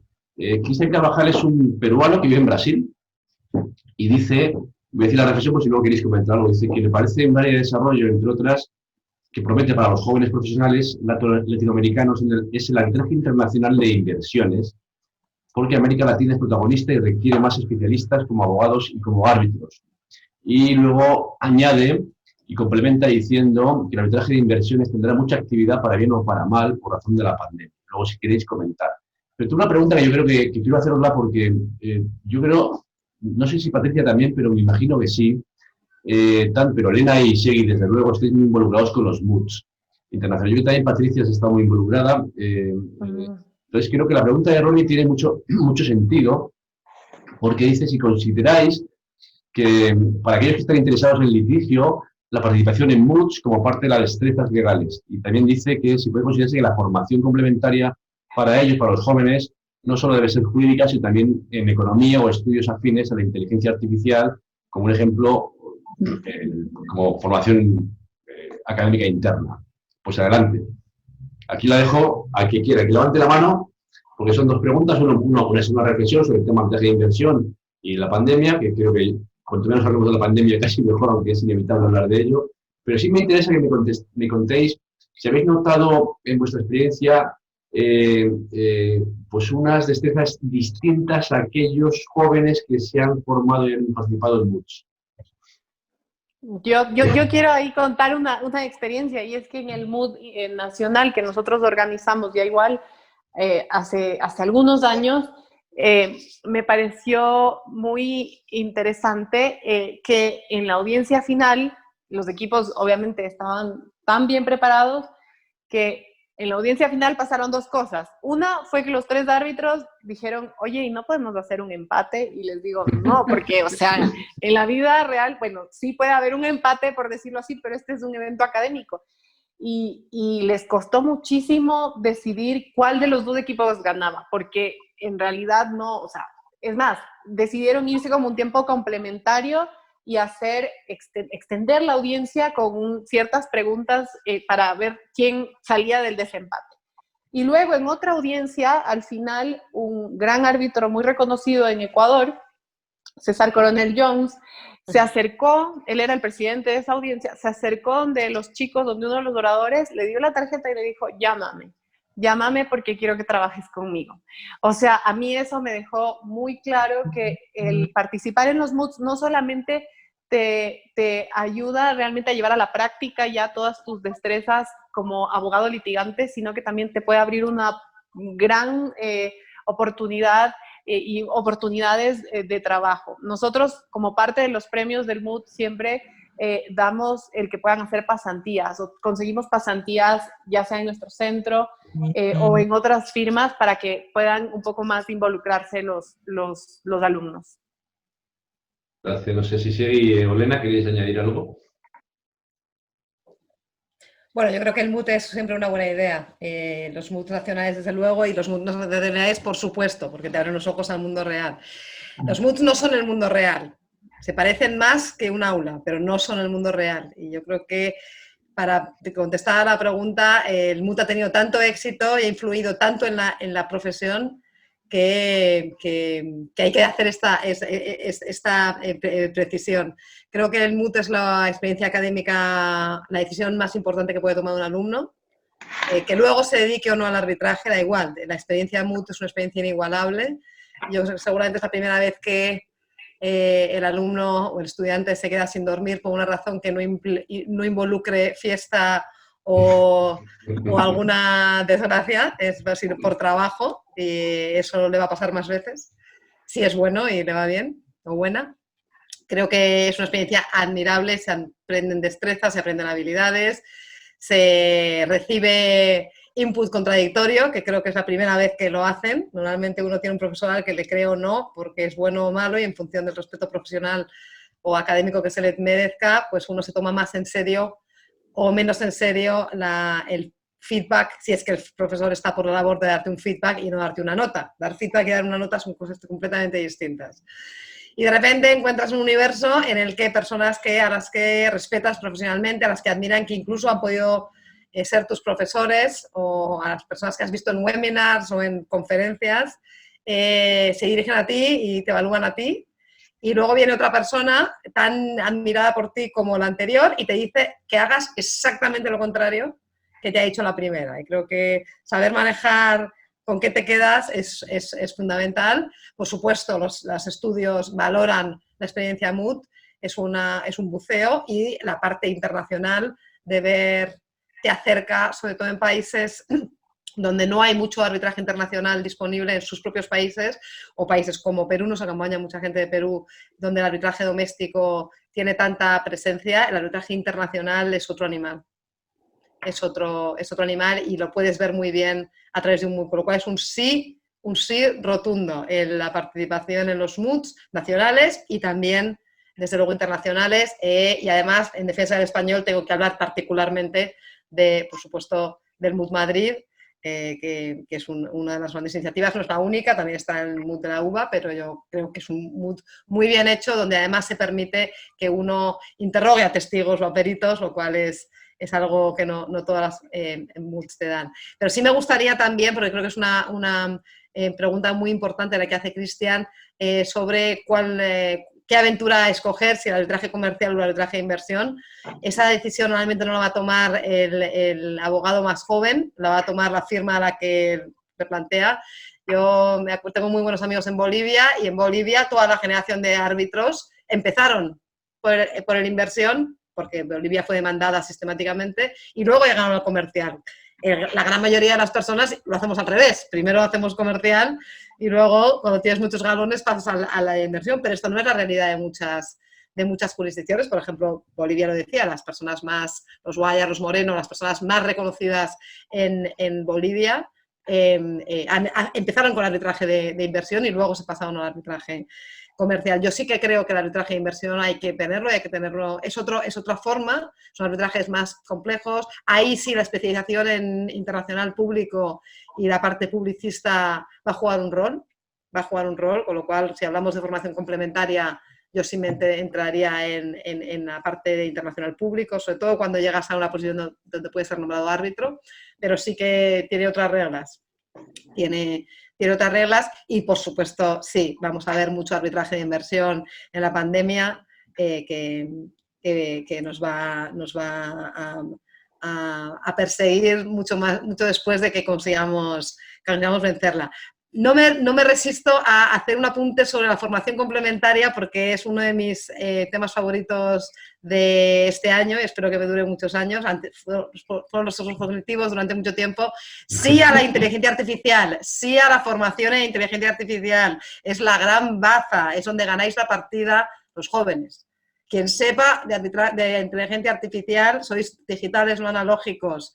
El input que eso puede darle al arbitraje internacional se hace ya. La realidad de la inteligencia artificial, llegado al arbitraje internacional, es una ventaja competitiva. Cuanto más sepáis de inteligencia artificial, más útiles seréis. Y no solo en audiencias virtuales. Eso no es inteligencia artificial, eso es saber de tecnología. Hablo de un paso más. Es el futuro y ahí ganáis la partida. En el Open, que sepáis todos que la digitalización va a ser protagonista y va a haber varias mesas donde se va a hablar de ello. La inteligencia artificial va a ser protagonista en el evento y creo que va a merecer la pena atender y escucharlo los días 7 y 8. Hay un montón de preguntas. La verdad es que ¿me permite, Javier? Sí, claro, perdón, sí, adelante, sí, faltaría más. No puedo no decir algo a favor del mundo. Es verdad, además tú tienes ahí formando un montón de equipos, sí. Lo siento mucho, pero no puedo. Además que he visto que en la audiencia hay gente, está Pilar, he visto a Iván también, Bracho, uno de los alumnos con los que he tenido contacto. Pero yo digo directamente, yo no soy un despacho grande. Yo siempre distingo entre los despachos grandes y los grandes despachos, no necesariamente tienen que ir unidos. Porque veo también que alguien había preguntado acerca de si era mejor una boutique o un gran despacho. Íñigo Díaz Leate, pues también contesta esa pregunta si quieres. ¿Cuál es la diferencia? Yo lo que le diría a Íñigo es eso, es que muchas veces una boutique es un gran despacho, cuidado. Ya luego están los despachos grandes que también pueden ser grandes despachos. Pero cuidado con esa, yo hago siempre esa diferenciación. Pero una cosa, antes de que entres con el mood, ¿no crees que a veces para poder llevar un caso como abogado, así como despacho de inversión, donde te viene un gran despacho o un despacho grande con 30, 40, 25 letrados, para competir en un caso de eso, ¿no es necesario tener un despacho que tenga un equipo de tanta gente o no es necesario? Claro, ayer estaba la parte que hablábamos Elena y yo acerca de la honradez, ¿no? Del ser leal, de ser humilde, de saber cuáles son los límites de lo que tú puedes asumir. Tú no puedes asumir ser abogado en un gran procedimiento de inversión si tú no tienes una estructura que pueda soportar hacer ese trabajo. Además, tienes que tener cierto músculo financiero porque ya sabemos cómo vienen muchas veces los pagos con los clientes y al final tú puedes llegar y aceptar un caso como abogado, un caso de inversión y morir de éxito. Que al final te entierren, ¿no? las facturas, ¿no? Hemos visto la película de Erin Brockovich cuando el jefe de Erin Brockovich empieza a vender cosas, ¿no? del despacho para poder pagar al final el seguir esa demanda colectiva que están buscando. Tienen sus ventajas y sus inconvenientes. Obviamente, las materias que tú vas a tocar en un despacho grande no las vas a tocar la posición dentro de un procedimiento que tú vas a tener en un despacho grande, quizá no lo vayas a tener en una boutique. Las boutiques pueden hacer mucho mejor o pueden hacer normalmente mejor trabajo de árbitro, que era lo que decía Elena. Yo salgo al mercado como abogado y como árbitro, pero al final el mercado me elige como árbitro. ¿Por qué? Pues porque puedo tener menos conflicto de interés, es posible que haya salido antes y, por tanto, mi independencia e imparcialidad está mejor considerada que a lo mejor alguien que acaba de salir de un despacho grande o alguien que incluso está en un despacho grande. ¿Qué ocurre con los socios veteranos de los despachos de los despachos grandes de abogados internacionales? Porque al final llega un momento de su carrera profesional en la que quieren ejercer como árbitro y se tienen que salir de esos despachos grandes y ya ejercen directamente como árbitros, no salen de esos despachos grandes para ejercer como abogados. Entonces, es interesante y yo siempre recomiendo que si tienen la posibilidad vayan a un despacho grande para poder actuar, para poder adquirir ahí una experiencia, porque te va a ser más fácil poder rotar en distintos departamentos, adquirir conocimientos sobre derecho sustantivo y luego además poder pasar internamente a un departamento de procesal y a un departamento de arbitraje, ya poder iniciar ahí la parte más litigiosa de la carrera profesional. Y con relación a los MUDs, vuelvo otra vez, porque es que no puedo dejar de contestar a esto y es lo que siempre digo. Yo no soy una persona que contrate mucha gente, pero siempre tengo becarios, siempre he tenido gente contratada como abogada conmigo y en los procesos de selección, si tienes experiencia en MUD, automáticamente te voy a llamar a entrevista. Automáticamente. No me lo voy a pensar nada. Salvo que haya una cosa muy rara en el currículum que no me guste. Pero bueno, automáticamente casi que el primer paso para la entrevista está dado. Y luego, además, siempre he tenido gente trabajando conmigo que ha tenido experiencia en MUDs. Y se nota. Se nota muchísimo porque ya han tenido esa experiencia intermedia entre la academia y el trabajo puro. Y entonces eso les hace que estén mejor preparados para poder asumir el iniciar el trabajo en un despacho y el poder ponerse en marcha y ponerse a una velocidad de crucero en menor tiempo. Claro, es que es un escaparate impresionante lo que decía antes Patricia, es que lo haces bien y claro, enseguida te van a decir, ven a mi despacho porque eres muy bueno, muy buena. Es que yo lo he hecho y además yo lo vi hacer. Y yo lo he hecho porque lo vi hacer. Vi en una fase del MUD, en un despacho en Madrid, que se levantó el presidente del tribunal y antes de ir a la deliberación le dijo al abogado de una de las partes, no te vayas. Y después de la deliberación decimos el feedback y rápidamente se fue a hablar con esa persona y esa persona terminó entrando a trabajar a su despacho. Eso me parece maravilloso y me parece la mejor prueba del éxito de los MUDs. Me parece, Patricia, que este año el UBA ha tenido las reglas de Anchanquito, que las hemos disfrutado muchísimo, el MUD de la UBA. El caso del MUD Madrid está a punto de caer también y va a ser seguro un reto tremendo. Nosotros ya estamos perfilando el equipo de la Universidad de Miami. Yo antes estaba con la Universidad de Sao Paulo y luego cambié y ahora estoy con la Universidad de Miami trabajando con el MUD Madrid. Y fijaos si tiene importancia el MUD, que yo he visto en una conferencia a un árbitro conocido hablar de experiencia profesional diciendo que hablando de un caso, que era un caso del MUD, y hablando de él como si fuera un caso real. Con lo cual, imaginaos hasta cómo la gente puede llegar a confundir a veces esa ficción del MUD con la realidad. Entonces, sí. Llegar a mencionar un caso del MUD como si fuera un caso real. Pues deja que agradezca públicamente las facilidades que nos han dado Pilar Perales del MUD Madrid, que en cuanto le dije que era posible invitar a los alumnos y a los coaches del MUD enseguida, se apuntó al carro y tengo mucha gente aquí ahora mismo asistiendo y al Open en los próximos días del MUD Madrid, también a Roca Ivano de la OAB de Buenos Aires, que también ha hecho bueno, que este Open también se escuche en más rincones del mundo. Por lo cual, gracias a los dos y a Pilar me envío un fuerte abrazo y un beso. Desde aquí hay preguntas muy interesantes que voy a lanzar. Bueno, yo creo que lo del portugués, Elena, ha quedado tan claro que uno pregunta, ¿qué pasa con el alemán? Debe saber alemán y debe estar preocupado. Todo lo que sea saber idiomas es bueno. Pero vamos a ver, el alemán es o lo tienes ya o ya no lo tienes. O sea, igual que con el francés. O sea, las personas que fueron al liceo francés y son bilingües o tienen un progenitor francés o por la razón que sea hablan francés o alemán, desde pequeños, llevan toda la vida, hay gente que optó por el inglés, en mi caso yo opté por el alemán, bueno, mis padres optaron por el inglés por mí, hay gente que optó por el francés o el alemán. En ese caso hay una ventaja competitiva, por supuesto. Ahora mismo, ¿es una buena idea aprender alemán porque eso me va a dar más bazas en el arbitraje internacional? No, pero vamos, no me creáis a mí. Iros, ¿quién es la institución del mundo con más casos? La CCI. Todos los santos años publica los idiomas del arbitraje. Mayoritariamente están en inglés, después están en español, después están en portugués, después están en francés.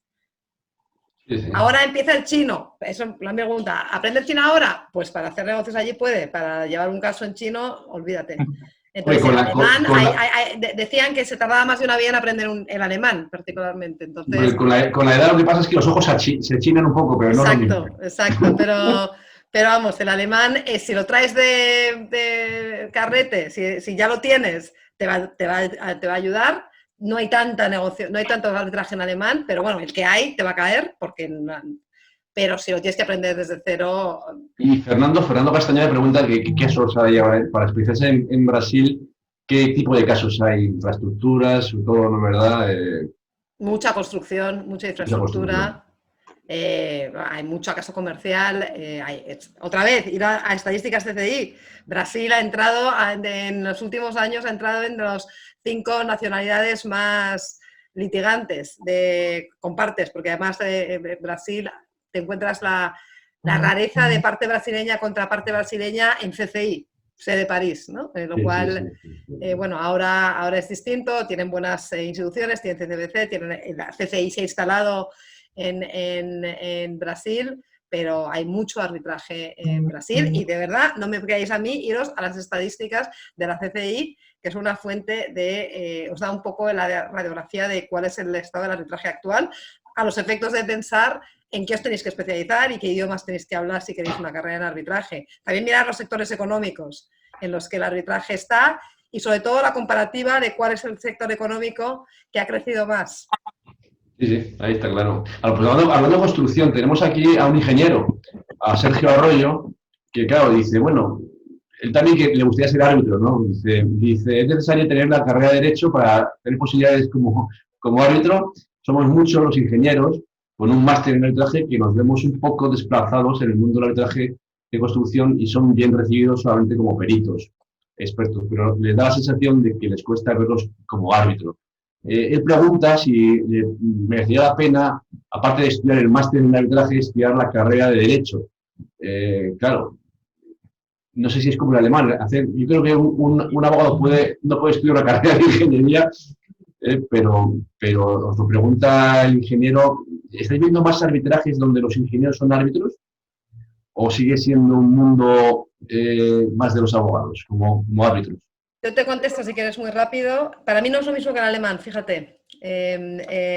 Por una razón. Los estoy viendo en dispute boards, sobre todo, francamente. Y ese perfil. Estoy viendo el perfil ingeniero con máster o con curso especial, con FIARP o con FCIARP, con algo que ponga arbitraje. Lo estoy viendo en dispute boards que luego me viene a mí como árbitro. Ahí lo estoy viendo más. Los veo a veces en el mundo anglosajón es más común. Pero tener la carrera de Derecho o el grado de Derecho calla bocas. Entonces, si tú dices soy abogado e ingeniero, entonces ya entras en los pools, porque nadie hace preguntas de cuánto ejerces, ya tienes el sello de... El árbitro es un juez del Tribunal Supremo. Eso es lo que hay. En la cabeza de mucha gente eso pasa por saber de leyes. Sí.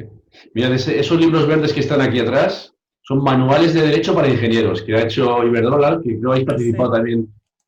Pues todos esos son manuales de derecho para ingenieros que están realmente bien. Pues yo creo que no está de más, Sergio, que si tienes la posibilidad de estudiar el grado de derecho, eso siempre va a ser un plus y es el consejo que te da Elena. Y ahí aprovecho porque has hablado de las dispute boards y Javier Jiménez Ugarte preguntaba arriba, era una pregunta un poco técnica.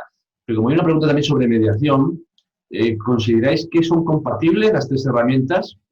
Arbitraje, mediación, dispute boards y cada vez más este año 2020 tan complicado que estamos viviendo. Patricia, perdón. A ver, yo creo que sí, son compatibles en la medida de que puede uno ir agotando ciertas etapas, por decirlo de alguna manera, o ciertos casos que quizás ameritan probar, llegar a un acuerdo de mediación antes de irse a un arbitraje. Sin embargo, contarles también un poco la experiencia nuestra. La ley de arbitraje y mediación ecuatoriana establece que tienes que tener una audiencia de mediación ya iniciado el arbitraje obligatoria, sí o sí, así no lo hayas tenido, si es que no lo has tenido antes. Y es curioso, pero han habido y hemos tenido casos que por más complejos que parezcan, llegan a un acuerdo en esta audiencia de mediación, que se da justo antes de la conformación del tribunal. Entonces, yo creo que depende y va a depender siempre mucho del caso y del cuál es la relación que están teniendo las partes, si es que nos referimos específicamente ya a la mediación. Porque en el caso de dispute boards, sí creería que se podrían explotar mucho más para los temas justamente técnicos, los temas de infraestructura, porque sin duda alguna te van a dar una respuesta mucho más rápida e inmediata que quizás lo podría hacer un arbitraje. Entonces, yo creería que sí son compatibles, pero habría que ver en qué etapa se acude a ellas, obviamente, y cuál es la situación ya particular de cada caso. Y solo porque quería complementar también algo de la pregunta anterior, perdonen que retroceda un poco a la que hacía Sergio.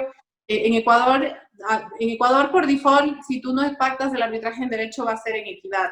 Eso hace algunos años atrás hacía que el volumen y el número de casos de arbitraje en equidad fueran notables. Sin embargo, hoy por hoy ya todo el mundo pacta el arbitraje en derecho y los casos que tenemos ahora en equidad son muy pocos. Y yo lo que he visto es que en casos de equidad en los que efectivamente se han designado a ingenieros, no llegan a ser 100% de equidad. Y los ingenieros muchas veces, los árbitros que yo he podido ver acá, dicen, ¿no? ¿Sabes qué? Yo no quiero presidir porque prefiero que lo haga un abogado o un árbitro que sea abogado. Entonces sí creo que el ser abogado e ingeniero, sin duda alguna, te va a dar un valor muchísimo más fuerte y va a aportar al currículum de una manera muy significativa. Sí, en España estamos a la espera de una resolución del Tribunal Constitucional sobre un laudo en equidad que se anuló en el Tribunal Superior de Justicia de Madrid, que estamos a ver qué ocurre. Pero bueno, algo sabes, ¿verdad, Javier? Algo sabemos de eso. Hay un montón de preguntas que voy a intentar hacerlas para que respondáis uno a uno, o sea, como quedan 10 minutos, 12, pues de forma rápida, para que no se nos escape nada. Tengo una pregunta de Juan Carlos, desde Honduras. Le gustaría conocer vuestro first flight, vuestro primer caso como abogados de parte en un arbitraje. ¿Qué pasó? Muy rápido, por favor. Entraron los tembleques, fuisteis de apoyo. Sí. Yo fui de apoyo. En mi primer caso como abogado en un arbitraje fui de apoyo, la verdad. Y bueno, fue muy interesante, fue muy llamativo, porque yo al principio era muy escéptico con esto del arbitraje y además fue años antes de ya todo ese proceso del que he hablado después. Pero bueno, fue una experiencia. Elena. Mi primer arbitraje fue un arbitraje CCI con sede de París y después de la audiencia me dejaron interrogar a un testigo, con lo cual os imagináis que iba de apoyo, y al perito. Después de la audiencia llegamos a un acuerdo, lo cual reforzó mi idea de que esto era lo mío. Pero fíjate, sobre el first flight, la primera vez, como hay otra pregunta relacionada con eso, Patricia, claro, pregunta, vale, para que te designen, te tiene que designar a alguien. Entonces, ¿qué hay que hacer para que te llegue el primer caso como árbitro? Es una pregunta para los jóvenes, porque aquí, siempre ha sido comentado que efectivamente a los jóvenes se les ha dado menos oportunidades. ¿Qué hacéis, Patricia? ¿Qué hacemos para que tengan su primer caso? Yo creo que es una pregunta bastante, no tiene una sola respuesta, porque creo que tienes que hacer varias cosas. Primero, como lo había mencionado antes, yo creo que es muy importante estar muy conectado a la comunidad arbitral en la que tú te mueves, porque si no lo estás ahí, realmente no te puedes dar a conocer. Vuelvo a la sugerencia que di, cuando has sido ya secretario antes, las partes o incluso los mismos árbitros ya te conocen y tienes quizás un poco más de ventajas en el sentido de que si necesitan a un árbitro joven o que saben que encaja con tu perfil o con tu especialidad, sin duda te van a designar. pero creo que hay que moverse mucho y alguna vez Roque Caivano nos dio una sugerencia que a mí se me quedó así grabada, fue que cuando estás empezando en arbitraje no puedes darte el lujo de decir no, o sea, algo, qué sé yo, a participar en un MOOC o participar en una charla o en la organización de algún evento. Y él decía, yo hasta el día de hoy, me dice, ya realmente rechazo las cosas cuando no, ya no me caben, o sea, esto específicamente a los temas académicos, a los temas de... Y creo que es muy cierto, porque si realmente no estás ahí en el día a día y muy cerca de la comunidad arbitral en donde tú vives o donde tú te desenvuelves, es muy difícil que te des a conocer.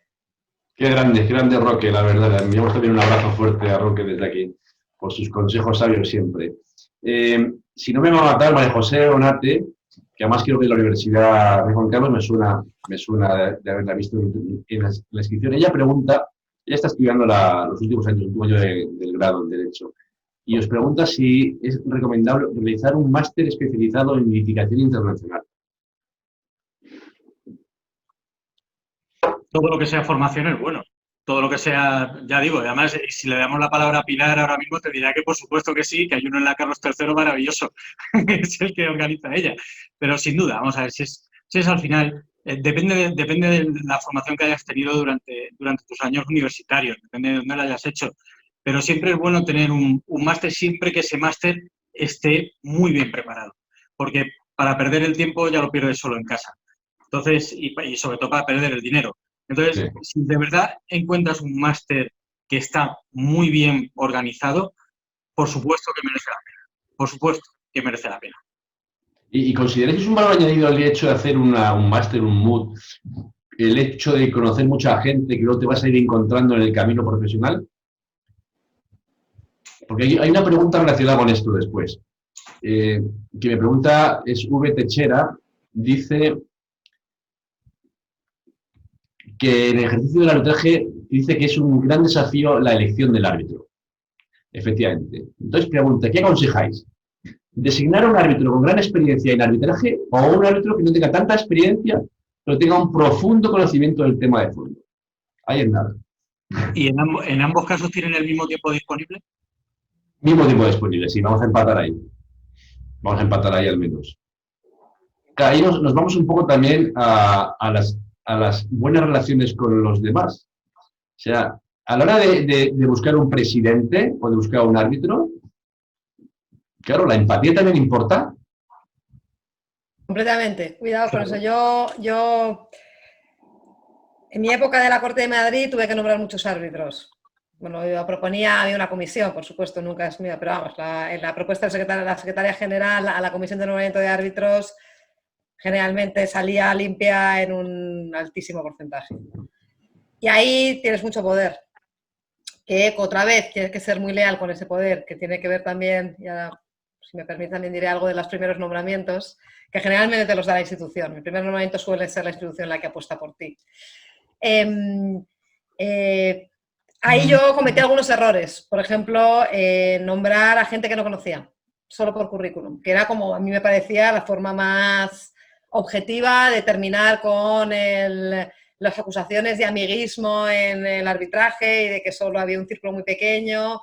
Entonces yo me miré muchos currículums de personas que habían postulado para ser árbitros de la Corte de Madrid o que estaban en la lista pero no habían sido nombrados y me encontré con perfiles fabulosos que casi siempre, si no los he conocido antes, no cumplieron expectativas.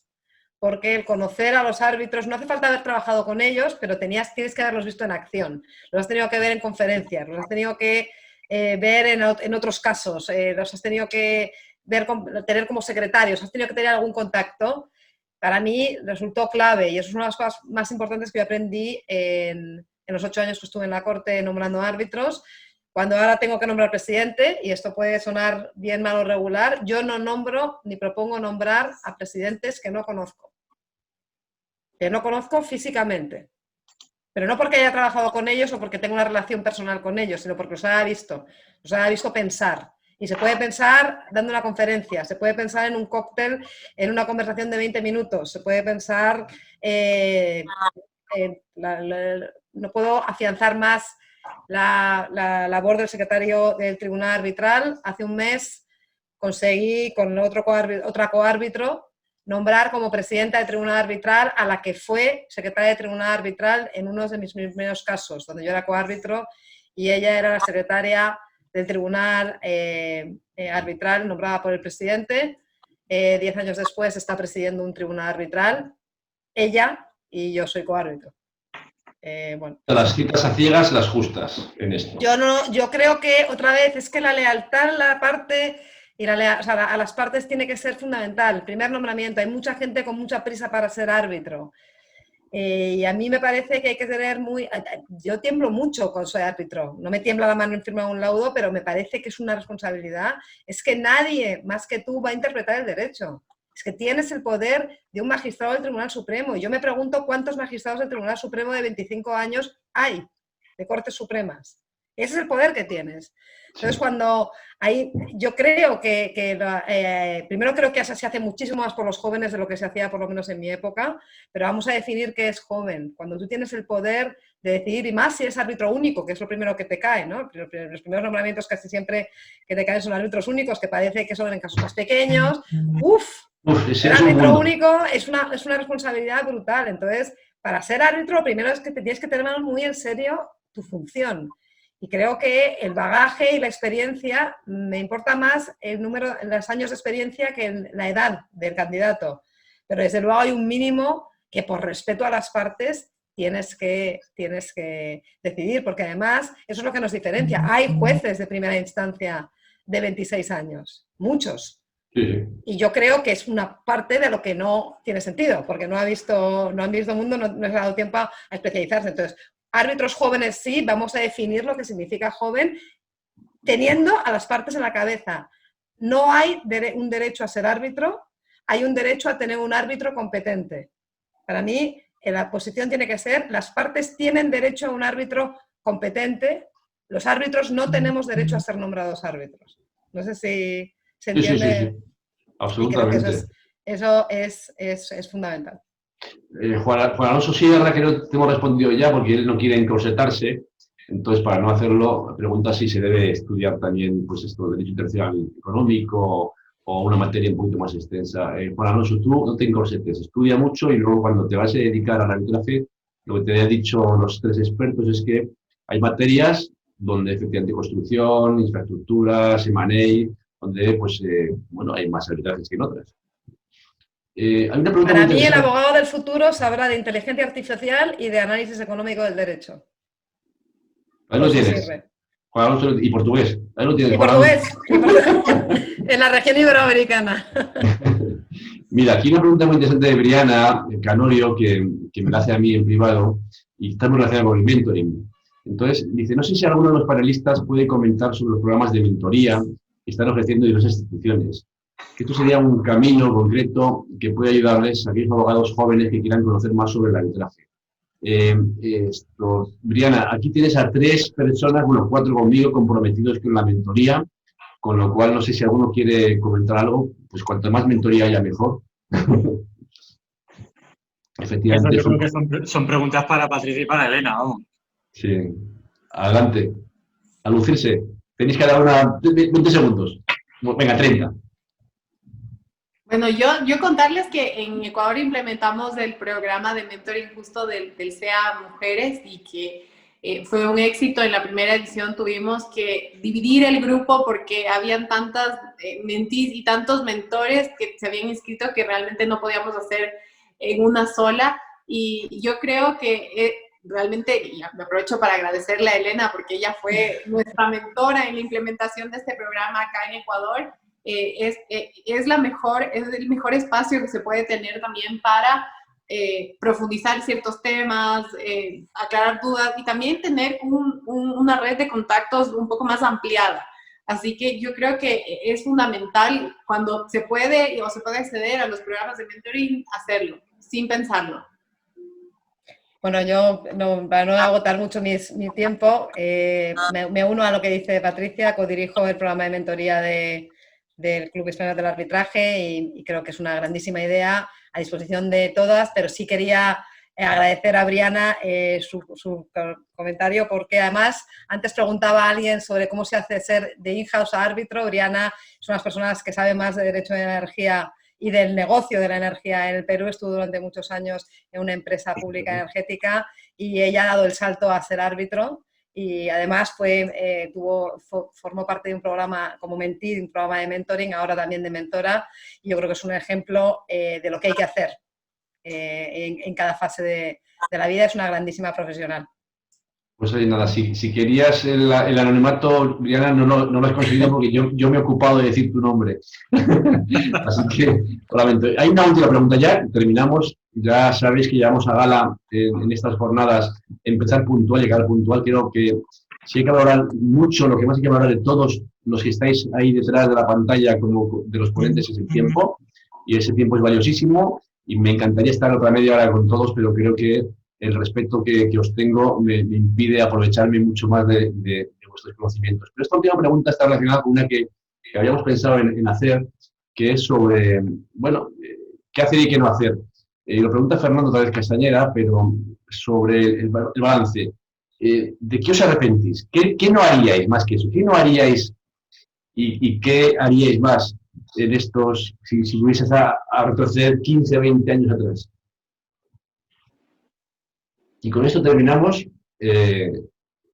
porque creo que es importante que a gente que tiene 20 años, 25, 30 años, pues se le dé un consejo sobre esto para no hacer a lo mejor lo que en su momento teníamos que haber hecho, o al revés. Pues yo me arrepiento de haber tenido miedo de hacer lo que me apetecía hacer cuando me empezó a apetecer hacer y que gastaré más años por miedo, y en especial, y es un mensaje que me gustaría mandar a las mujeres en especial, pero a todo el mundo en particular, es creer que no se puede tener todo. Porque quien os diga que no podéis tenerlo todo en la vida, os miente, y os miente con una agenda. La pregunta es cómo se puede tener todo, y eso implica dormir poco, pero se puede tener todo en la vida, se puede tener una profesión de élite, y la cuestión es que vosotros mismos defináis lo que significa tener éxito en la vida, tanto profesional como personal. Patricia. Yo qué haría más y qué recomiendo más es escribir más, porque creo que es un espacio realmente ilimitado en el que podemos no solo aprender cada uno en el momento en el que está haciendo un artículo o profundizando sobre un tema, sino que también es una gran ventana de exposición que demuestra tu conocimiento y tu calidad profesional, que creo que a través de las letras es la mejor manera de demostrarlo. Estaba pensando de qué me arrepiento. La verdad, creo que también me arrepiento de no haber sido un poco más quizás arriesgada en un inicio con las decisiones, o haberme quedado un poco quizás por el miedo, como lo decía Elena. Pero creo que eso es algo que también se va trabajando mucho con la experiencia y se va cambiando también un poco con los años. Entonces, mi mensaje es siempre seguir por lo que uno quiere, perseguir los sueños, porque realmente sí se puede lograr. Y yo creo que la ventaja del arbitraje es que cada vez hay muchas más ramas y áreas en las que se puede participar o se puede ser parte, así que adelante. Sí. Y hay una cosa de la que me alegro mucho, y es de haber conocido a gente maravillosa en este mundo, y aquí tengo con vosotros a 3 ejemplos, y de la gente que está participando, a muchos de ellos que los conozco. ¡Hola! y a muchos de ellos personalmente, y me encanta haber dedicado mucho tiempo a esas personas. Lamento no haberles dedicado incluso más tiempo, porque me encantaría poderos dedicar más tiempo. Elena, Patricia, Javier, me encantaría. Y a muchos de los que estáis ahí atrás también. María, he visto que también me ha mandado un mensaje. A gente que he conocido maravillosa en los viajes que he estado haciendo por motivo de arbitraje, o que hemos recibido. Hay los viajes, qué tiempos aquellos. Pero cuando hemos recibido aquí en Madrid también a la gente que venía. Y de lo que más me arrepiento es de haberle dedicado tiempo a personas que no se lo merecían. Eso también lamento mucho no haberlo hecho. Y lamento mucho también lo que decía Patricia, no haber dedicado más tiempo a escribir, pero bueno, eso estoy todavía a tiempo de resolverlo y estoy en ello. Y estoy en ello, ya lo veréis, que esto vamos a empezar con una producción un poco más, sí, voy a empezar con un poco más de producción de artículos y de publicaciones y tal, pero bueno, todo esto es un plan que se está madurando poco a poco. Bueno, exclusiva en el pre-open. Bueno, pues ya terminamos. Voy a terminar diciendo que hay que aprender portugués. Casarse es bueno aunque pierdas algún asunto, que quede bien claro. El mood sí, desde luego, información también. El mood es esencial para la carrera de árbitros. Sobre todo lealtad y humildad, mensajes que han quedado clarísimos en esta jornada. Y hay que invertir para que el ratio de eficiencia de nuestras carreras profesionales pues sea lo mejor posible. Buscar los sueños, nada es imposible y hay que intentar escribir un poquito más. Con esto nos despedimos. Ha sido de verdad un lujo. Elena, Patricia, Seguí, estoy feliz porque me lo he pasado pipa. Si dije pipa, no sé si era pipa en algún país, era algo malo. Esto es de Iberoamérica. Me lo he pasado fenomenal.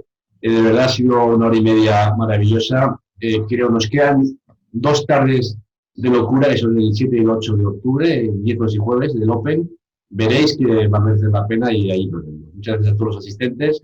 Espero que os haya gustado mucho. Por lo que veo en los mensajes, hemos triunfado, sobre todo vosotros 3. Así que nos vemos pronto y de verdad gracias de corazón por vuestro tiempo. Hasta siempre.